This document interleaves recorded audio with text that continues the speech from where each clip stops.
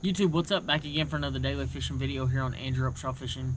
I'm really sorry, guys. I have not been posting very many videos, and it's really just because I've been extremely busy. Been on the road, I've been fishing hardcore.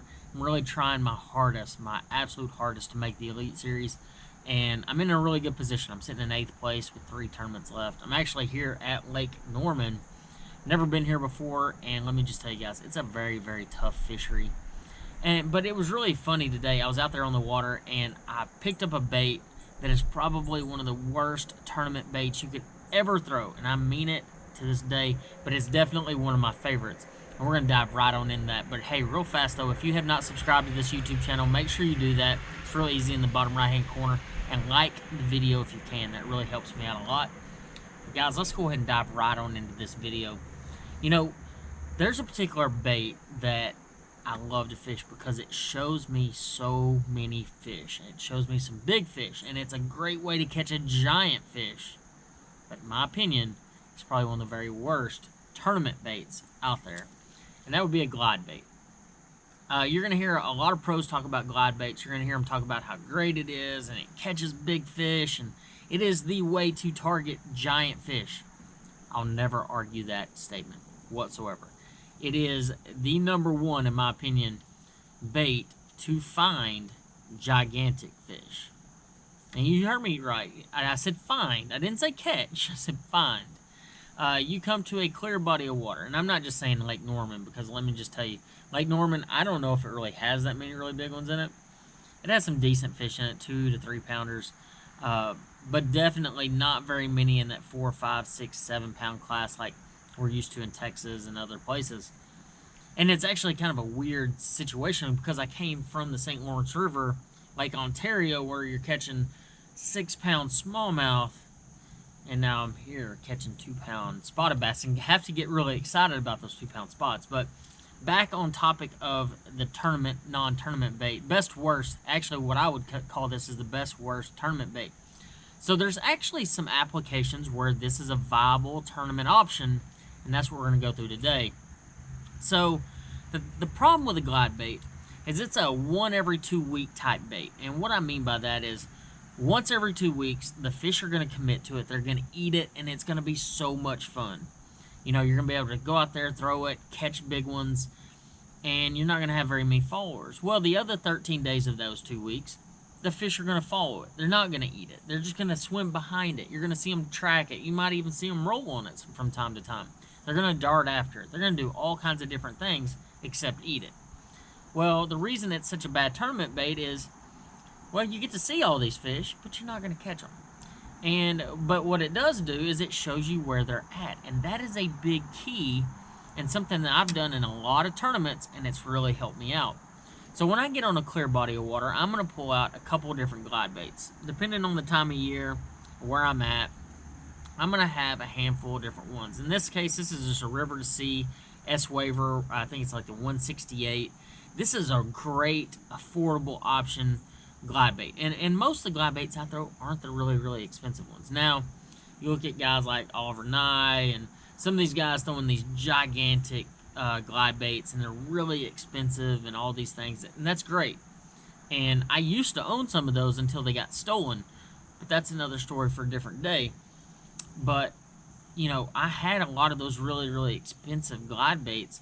But what I've learned over the years is that what I want to accomplish with a glide bait, I can do with inexpensive glide baits. Now, in certain situations, like on the West Coast and in California and places like that where they see a lot of glide baits, the whole reason behind getting some of these expensive ones is because they have no sound, or they haven't seen it, or there's maybe an action that you can't duplicate with a more inexpensive one.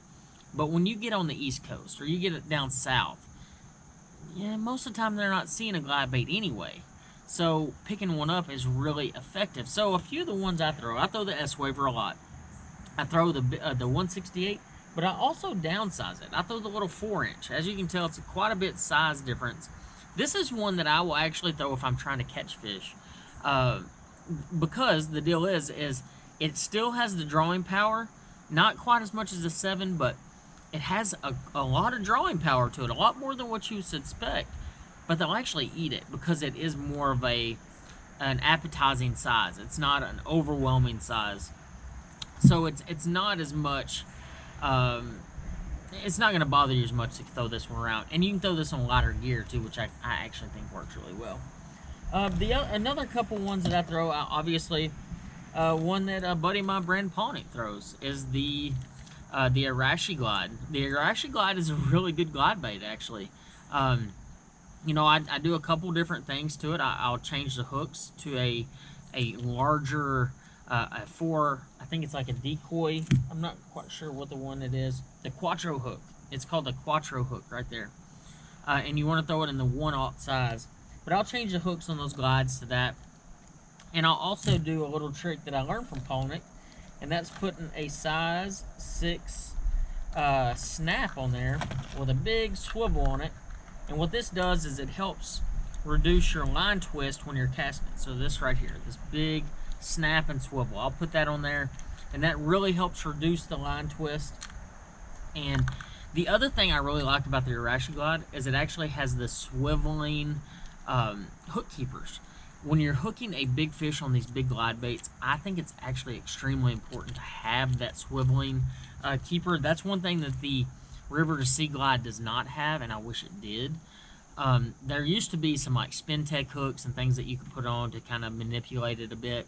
I've even heard of guys using double split rings to kind of give it that little bit more of a swiveling effect, but you really can't manipulate it enough to make it really worthwhile. Another one I use, this is actually one that is a little bit more expensive, is a slide swimmer. And as you can tell, this is a really small one compared to this. It still has a really thick body, but the length is not there. It's only about a 5-inch glide bait. I really like small glide baits, guys. I'm not gonna lie to you. The bigger ones have a bigger draw, but I don't feel like they're tournament glide baits, like 9, 10, 12 inchers. You're not going to catch them on that thing in tournaments. And that's what I focus on. Now, if you're a big bait hunter and you're trying to catch the one bass in the lake that they'll eat a 12-inch glide bait, then by all means go throw one. From a tournament standpoint, from an angler standpoint, where I'm just going fishing and trying to catch as many bass or as big a bass as I can, but within reason, I'll go to the smaller glide baits. They're fantastic search baits. You're going to have a lot of fun. As far as gear goes, and I know I'll get this question, I actually use 2 different rods for my glide baits. I use a 7/6 swim bait ledge rod for the S-Waver, the 7-inch. I'll also use that exact same rod for the depth slide swimmer. Now, I'm going to tell you guys, the depth slide swimmer is a little bit more expensive, but it's a really good glide bait. I used to have quite a few of these. I don't have as many now, but this is the 145 size. But I'll use the same swim bait rod. And this swim bait rod was actually made for like lead heads and like a rage swimmer type swim bait out deep.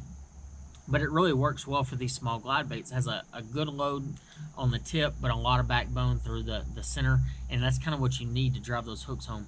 Because when you're pulling that big bait through the water, you got to be able to really drive it. And that 7/6 swim bait rod works wonders. And I actually go to a smaller reel. This is just like your standard custom light 7.5 to 1 gear ratio. And it only has 17-pound line on it.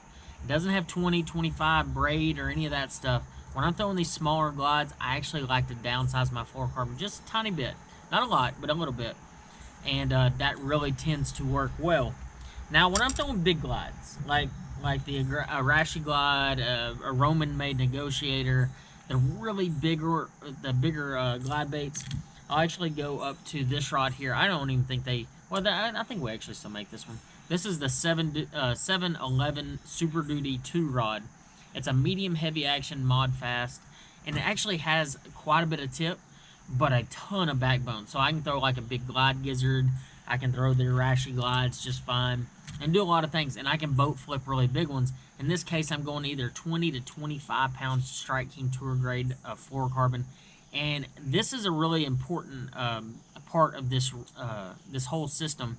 With these larger glides, I actually will go to a 6/8 to 1 gear ratio reel, and this is the Super Duty 300. This is an oversized Super Duty that has tremendous strength.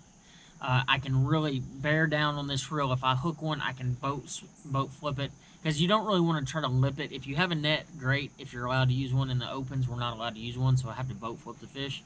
But that 300 really gets the job done. But I'll be honest with you guys, I really love glide bait fishing. It is literally one of my favorite things to do.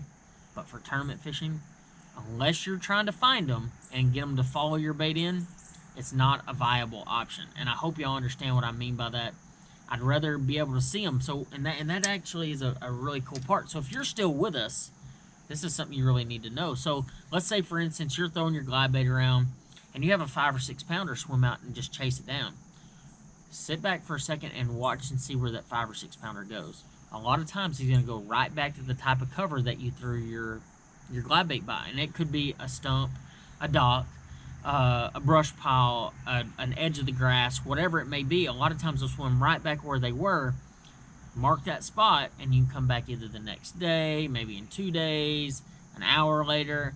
You can throw up there with a bait that they might eat, worm, a jig, you know, a loopless crankbait, whatever the situation may be, and you can catch that fish. So guys, I hope y'all enjoyed today's video. I hope y'all learned why the glide bait is the worst tournament bait out there. If you haven't yet, though, make sure you hit that like button and comment below. Have you ever caught a big bass on a glide bait? What is your opinion on glide baits? I'd love to hear what it is. Guys, I hope y'all enjoyed this video, and I'll see you on the next one.